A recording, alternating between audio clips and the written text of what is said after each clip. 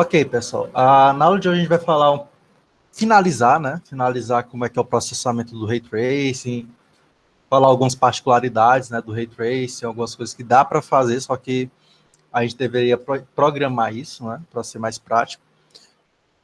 Vocês estão vendo aí o quanto de cálculo que envolve, né, para testar um único raio, né? Um único raio é a quantidade de cálculos que a gente faz. E aí imagina você lançar mais de um raio por pixel, né? Então, se você fazer isso, você vai ganhar novos efeitos, mas aí o custo vai ser bem maior, né? Por isso que essas empresas, né, que trabalham com animação de personagens e tudo mais, eles vão produzir um filme, às vezes o filme demora anos, meses, né, para ser produzido, só o processo de renderização que demora, né? Para conseguir os melhores efeitos, precisa gastar muito tempo na renderização, né? E agora a gente vai falar um pouquinho sobre a iluminação no Ray Tracing, tá? Ele tem muita similaridade lá com o Phong, tá? Porém tem algumas diferençazinhas, certo? Algumas melhorias de cálculo para calcular mais rápido, né?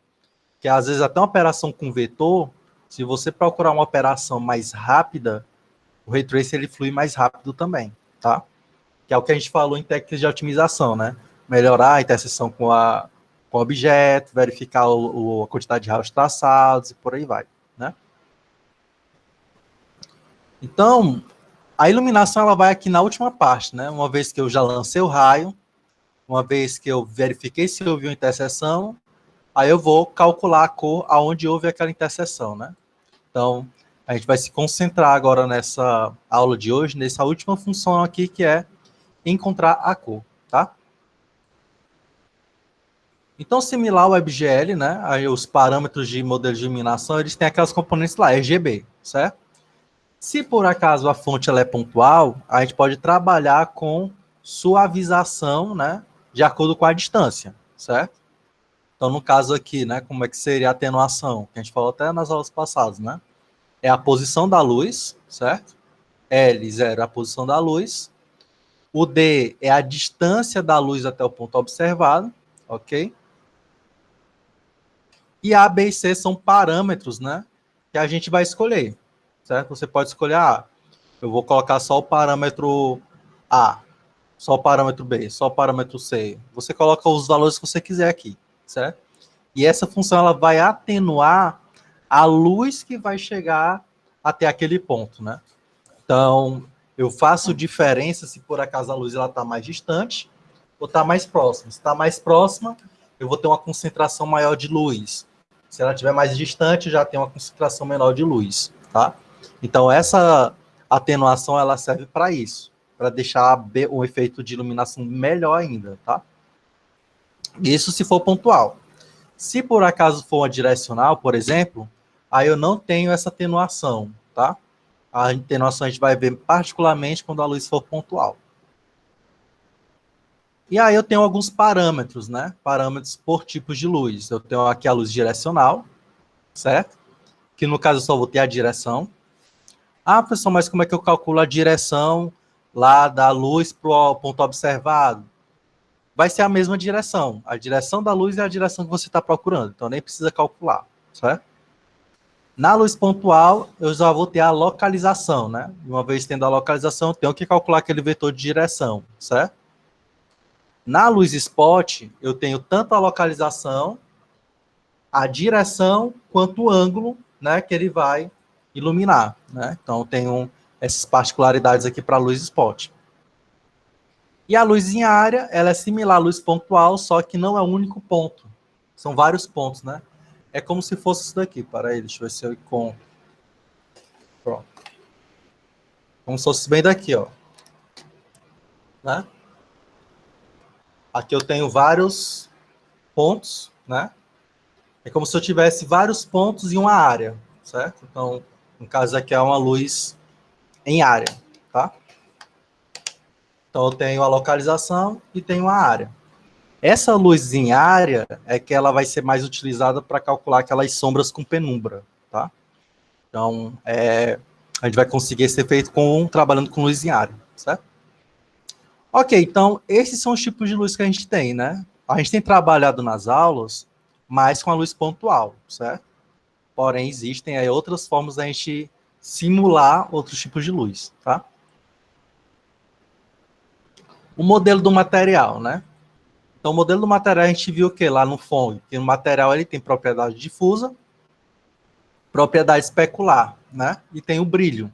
Esse brilho ele varia entre 0 e 128, né?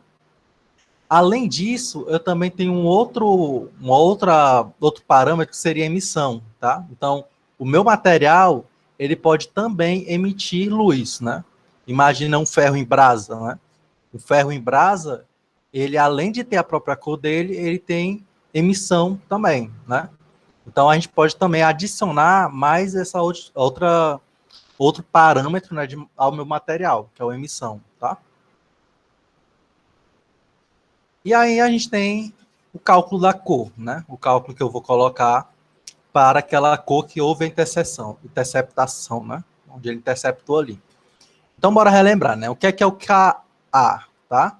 O Ka é a propriedade de ambiente do material, certo? Então, meu material ambiente eu estou colocando aqui como se fosse o Ka, certo? Esse K é observação, né? Os Ks, tá, pessoal, são RGB, tá? Aquele valorzinho varia entre 0 e 1, tá? RGB é vermelho, verde e azul, né? Então, esse Ka é a propriedade de a cor ambiente do material. Deixa eu botar aqui meu escadorzinho. O KE vai ser o meu material de emissão, se tiver, tá? Não necessariamente vai ter, mas ele vai ficar aqui, ó, se houver, certo? Aqui o KE. E aí eu vou fazer um somatório. Que somatório é esse, né? Esse somatório aqui é a quantidade de luzes que eu tenho no meu ambiente, né? Então, para cada luz, eu vou fazer esse cálculo aqui da iluminação de FONG, tá? Nem a gente tinha lá naquela equação geral lá do modelo de FONG, né? Então, para cada fonte luminosa I, certo? Para cada fonte luminosa I, eu vou calcular a iluminação de FONG, né? Aliás, a propriedade difusa, né? Reflexão difusa e reflexão especular. Aí, como é que fica, né? Eu vou pegar, ó, esse parênteses aqui, ó, ele está englobando isso tudo, tá, pessoal? Então, eu tenho, ó, o LI. Quem é o LI? LI é a cor da luz lá, né? A cor da luz vai ficar aqui, certo? Se por acaso fosse uma luz pontual, eu teria aqui uma divisão por algum valor, que é a atenuação, tá? Mas aqui eu estou colocando só como se fosse normal mesmo, tá?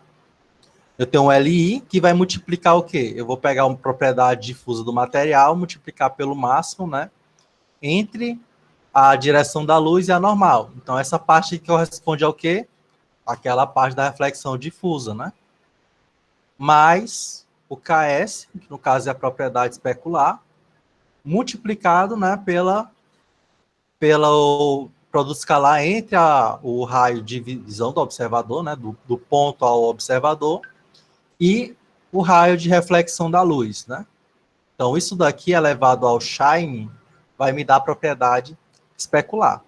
Aí eu vou somar esses dois carinhas aqui e multiplicar pela cor lá da luz, certo? Ah, professor, que propriedadezinha é essa daqui? VI. Esse VI, tá, é aquela questão lá da oclusão. Então, se por acaso esse VI for zero, significa que aquela luz não chega naquele ponto, né? Tem uma oclusão ali acontecendo. E é o ray shadow, né? Então, se por acaso eu calcular o ray shadow, aí eu adiciono esse VI bem aqui, tá? Ah, professor, quer dizer que vai ter cor mesmo se ficar ocludido? Vai ser essas duas aqui, ó.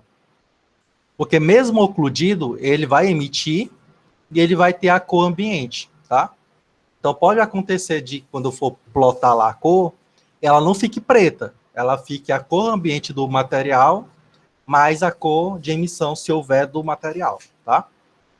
Porém, a cor, a reflexão difusa e especular, elas dependem de quê? Da interação com a fonte luminosa. Por isso que o VI fica aplicado aqui dentro, em vez de estar aqui fora, né? Multiplicando tudo, todos esses dois aqui. Beleza? Aqui eu coloquei Aí vem aquela questão das simplificações, né? Não, o Ray Tracing é muito complexo, né? Muito cálculo. E é o que é que eles fizeram? Ó. Eles transformaram aquele R vezes V em HI vezes N, tá? Esse HI vezes N vai ser o quê, né? O N a gente já sabe que é anormal, né? Anormal do ponto observado. Já o HI, ele vai ser o quê? Ó? Vai ser um que chama de vetor bissetor, né? Eu vou pegar meio que a metade, certo? Entre a distância da luz e a do observador, certo? Eu vou pegar o V mais o L e dividir pelo módulo dele, tá? Então, isso daqui vai me dar esse H. E esse H ele vai depender aí da posição do observador, né? Porque a luz, ela nunca vai mudar de direção em relação ao observador, né? E sim em relação ao ponto. E aqui o VI é do ponto ao observador. Né? Os dois dependem do ponto observado, para falar a verdade. Né? Então, isso daqui, ó, esse cálculo aqui, ele é mais rápido, né, do que encontrar o R, concorda? Porque o R, o que é o que eu precisava para calcular o R? Eu tinha que pegar duas vezes, multiplicar, fazer o produto escalar do N com L, depois multiplicar pelo N e depois diminuir com L. Olha o tanto de operação que houve aí. Aqui não, aqui eu só somo os dois vetores e divido pelo módulo, ou seja, essa parte, esse H tem que ser normalizado, né? Como a gente falou várias vezes, todos esses vetores aqui, ó, que estão dentro aqui dessa equação, são todos normalizados, tá? Eu não posso trabalhar sem que eles sejam normalizados, não. Ok? Alguma dúvida em relação a isso, pessoal? Tudo tranquilo? Antes da gente prosseguir.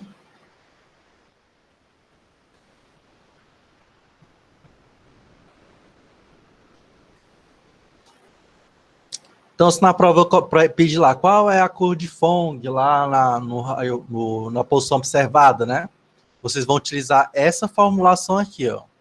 No caso, você não vai usar o R vezes o V, vocês vão usar o HI vezes N, tá? Então, a saber, isso aqui vai ser pedido na prova, tá bom? É só uma modificaçãozinha aqui, que o cálculo é mais rápido ainda, certo? No outro, algumas pessoas erraram o cálculo, né, e tudo mais, aqui é bem mais rápido. Eu só somo os vetores e tiro e deixo ele normalizado, né? Observação aqui como é que estão esses vetores, ó. Esse vetor da luz, ele colocou assim, ó, nessa direção, ó. Ou seja, eu vou pegar a mesma direção pro L, e não o L negativo, né? E o V também, ó, certo? Então, observação de como é que está aqui o desenho ilustrando que você vai somar o vetor dessa forma aqui, tá? E aqui tem uma especificação, né, de tudo que eu falei, certo? Então, essa parte aqui é o termo ambiente global e emissão do material. Esse VI significa se ele está em uma área visível ou não, ou seja, se está ocludido pelaquela luz ou não. E para cada fonte de luz eu vou calcular a componente especular, difusa, né, melhor dizendo, que é o D de difuso, e o S de especular, tá?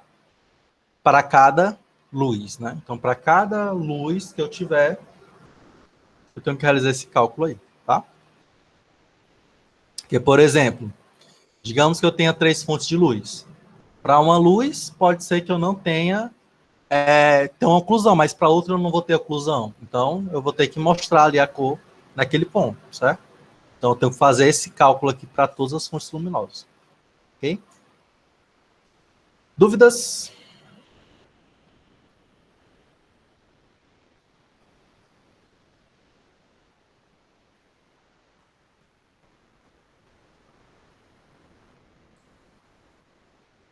Tranquilo?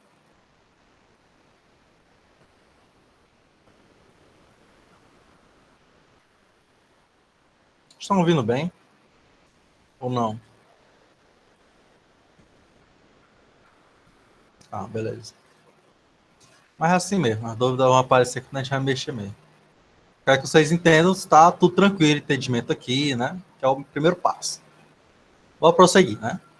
Então, vamos para o nosso primeiro exercício. Hoje eu acho que só tem 2, né? Vamos para o nosso exercíciozinho da aula de hoje.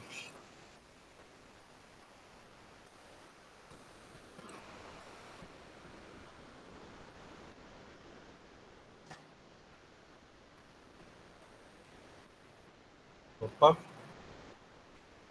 my bad.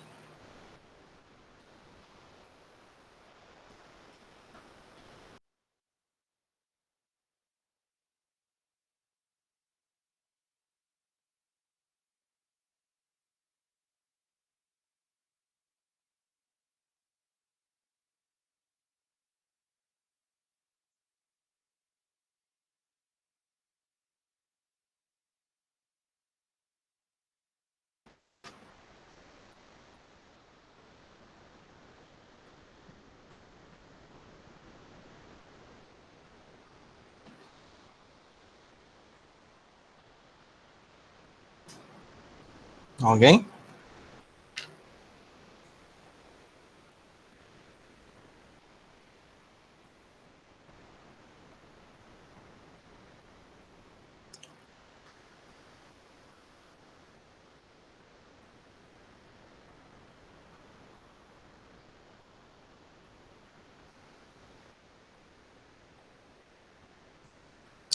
Não tem essa de responder do oficial, não, rapaz. Vocês podem responder.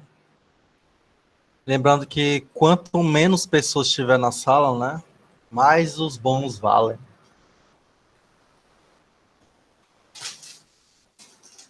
Essa regra eu editei hoje.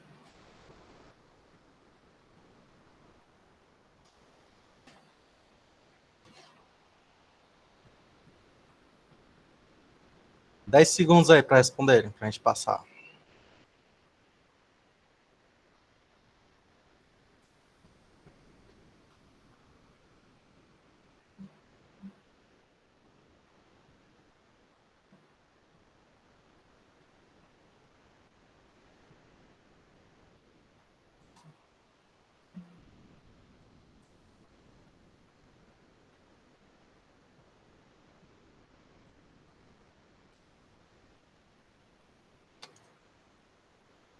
Rodrigo bateu na trave. Correto foi o Jorge, tá? Letra B, tá? Por que a letra B, né? Lembra que a gente falou que onde é que acontece a coloração, né?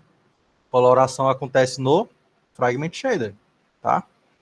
Lá na nossa primeira semana a gente já falou sobre isso, né? Primeira não, segunda semana, né? Então, quando falar de cor relacionada com OpenGL, com WebGL, pessoal, Fragment Shader, tá?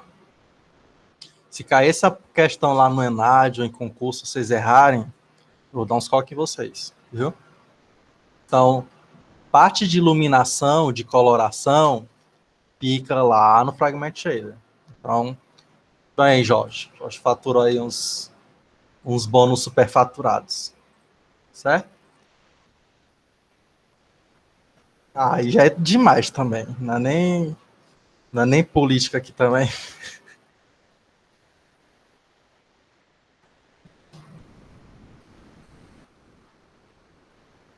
Falando, né? Não todos os políticos são iguais, né? Mas tem alguns, né? Então, bora lá. Vamos para as sombras, né? Então, agora bora falar um pouquinho como é que é realizado o efeito de sombra, alguns efeitos de sombras sofisticados, né? Digamos assim, no Ray Tracing, tá? Então, sombras duras, né, como a gente tem visto, é calculado lançando um raio para o ponto observado para a luz, né? Então, intercepto aqui no ponto, eu lanço do ponto para a luz e vejo se tem alguma oclusão. Então, se o ponto se a luz ela é pontual, se a luz ela é direcional, vai ser do mesmo jeito, tá? Então, eu não tenho como fazer uma suavidade ali, tá? Então, nesse caso, eu tenho uma sombra dura, chamada, né? Que não tem penumbra. Porém, as sombras suaves, elas são feitas utilizando um tipo de luz especial, né, digamos assim, chamada luz em área, tá? Então, essa geringonça aqui, né, que eu mostrei para vocês, é como se fosse uma luz em área, tá? A luz que a gente tem em casa é uma luz em área também, né? Ela não é uma luz pontual, certo? Então, eu preciso ali modelar uma estrutura da luz para que ela emita, né, luz em vários pontos, não em um ponto único, tá? Porém, como é que isso funciona quando a gente vai jogar lá para o Ray Tracing, né? Então, no Ray Tracing, eu tenho que fazer o seguinte, ó, para cada ponto... interceptou aqui um ponto, né? Eu vou lançar raios aleatoriamente em uma dessas posições de luz, né? Então, eu tenho aqui uma área. Uma hora a luz vai bater aqui, outra hora aqui, outra hora aqui. Esses raios aqui, eles vão se misturar, certo? Beleza, professor. E o que é que tem a ver isso daí com a melhoria da sombra, né?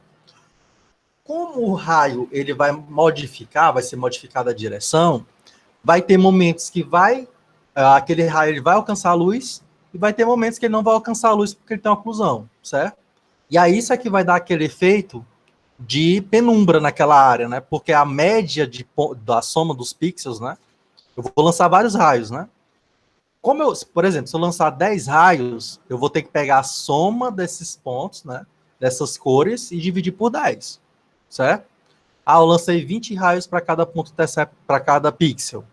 Então, para os 10 pontos ali os 10, 20 pontos que eu lancei ali para aquele pixel, eu tenho que somar todas as cores que eu adquiri e dividir pela mesma quantidade, certo? Então, ou seja, eu faço uma média, tá? E aí, quando eu faço essa média, aí eu vou ter uma área que vai estar totalmente escura, porque ele pode ter lançado vários raios aleatórios, mas continuou ocludido. E eu vou ter áreas, não, que estão em uma região mais... o cálculo ali da cor ele fica mais suave, né? Ele vai diminuindo a coloração da sombra e tal, certo? Então, isso faz com que fique aquela área de penumbra ali, certo? Então, isso é conseguido, né, adquirido, fazendo vários raios, tá? Ah, professor, quer dizer que com um raio a gente não vai conseguir, né, um raio por pixel, no caso. Eu não vou conseguir esse efeito? Não. Eu tenho que ter duas coisas. Uma é a luz em área, e a segunda coisa é aumentar a quantidade de raios que eu vou lançar por pixel. Porque para cada raio que eu lançar, eu vou lançar um raio para um ray shadow diferente, né? Aleatoriamente diferente para essa área aí, tá? Então isso também promove essa questão de lançar vários raios por pixel, né? Melhora a questão da suavidade, né? O que é a melhoria da suavidade? Seria o anti-aliasing, né? Então, você já deve ter visto aí, presenciado na vida de vocês, provavelmente, uma imagem que ela fica tipo com aquele efeito de serrilhado, né? Aqueles pontos ali que o ângulo ele tá meio que torto, né? Alguma coisa nesse sentido. Aí ele fica com aquele serrilhado, né? E isso vai acontecer por quê? Porque a gente está calculando a cor no meio do pixel.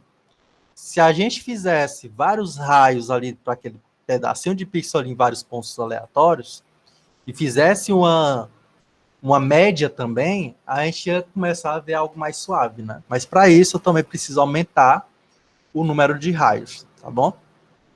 Então, a melhoria da suavidade, tanto a melhoria da suavidade quanto a sombra suave, né? Ela vai ser adquirida você lançando mais de um raio ali por pixel, né? Você, caraca, então, se eu tô achando difícil, né? Um raio por pixel, imagina vários.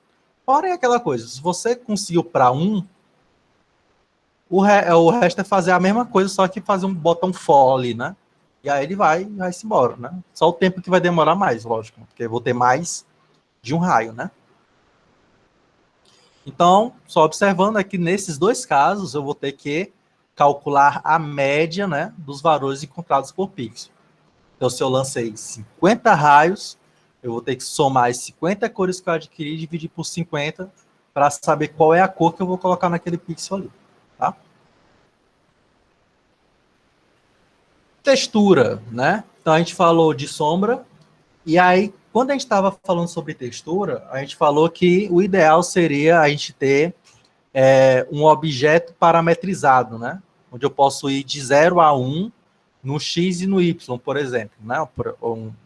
Nesse caso aqui. Então, não sei se vocês repararam, mas os exercícios que eu mandei para vocês, eles estão ideais para aplicação de textura. Por que eles estão ideais para aplicação de textura? Porque eles estão todos normalizados. Ó, o plano está normalizado, o lado é 1 e o outro lado é 1, né? O X e o Z têm o mesmo tamanho lá do chão, no sistema local, né? Os cubos também, cada face também tem lado 1.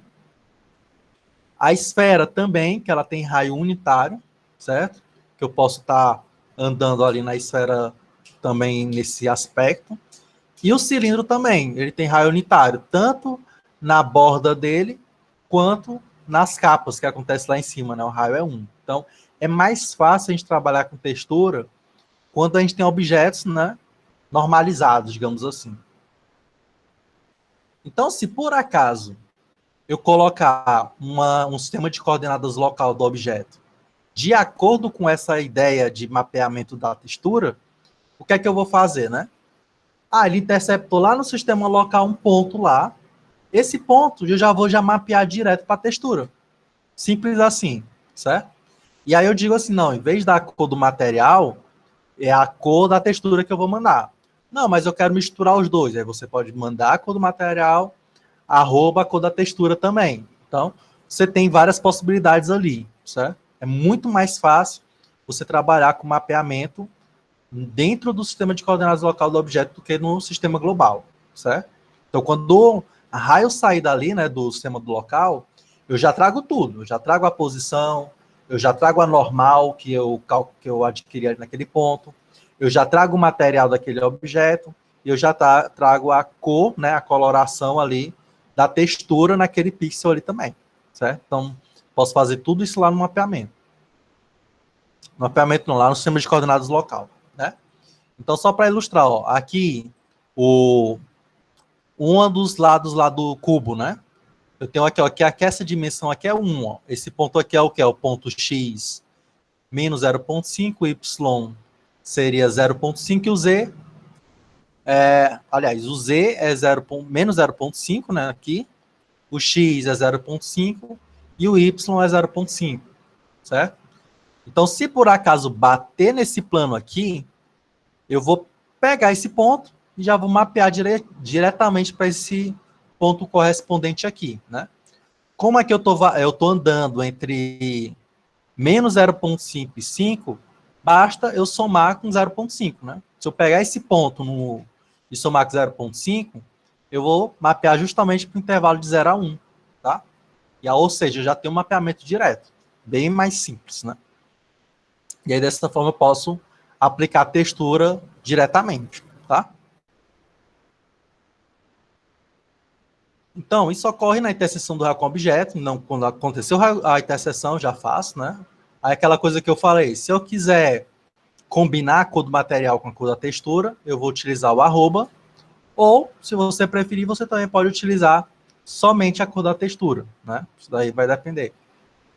E aí, nesse ponto, também pode-se utilizar a textura normal para produzir o efeito de bump mapping, né? Então, a gente tem a normal. O que é o bump map? O bump map ele vai dar uma perturbação nessa normal. Então, se eu aplicar o bump mapping na normal, eu vou variar o sentido da minha reta normal. E isso vai fazer com que eu tenha aí o efeito de profundidade, né, de superfície porosa e tudo mais. Aqui nesses links aqui, ó, a título de curiosidade, eu coloquei aqui para vocês verem a questão do mapeamento, né, tanto de textura normal quanto de bump mapping. Bump mapping, tem environment mapping e tem um bump mapping, tá? Environment mapping é aquela coisa que a gente falou para que aconteceu naquele filme lá do Exterminador do Futuro, né?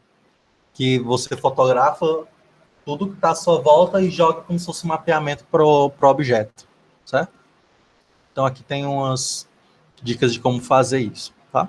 Aqui é outro link também, interessante de como fazer bump map, né? Trabalhar com esses efeitos aqui no objeto. Então tudo isso aqui é uma perturbação da normal, ó. Eu vou lá na cor lá do arquivo, né, numa imagenzinha que eu vou ter lá, e eu vou perturbar a normal de acordo com o ponto que eu encontrar lá no sistema de coordenadas, no mapeamento, né? E aí isso vai fazer com que, ó, só uma ilustração legal que eles fizeram bem aqui.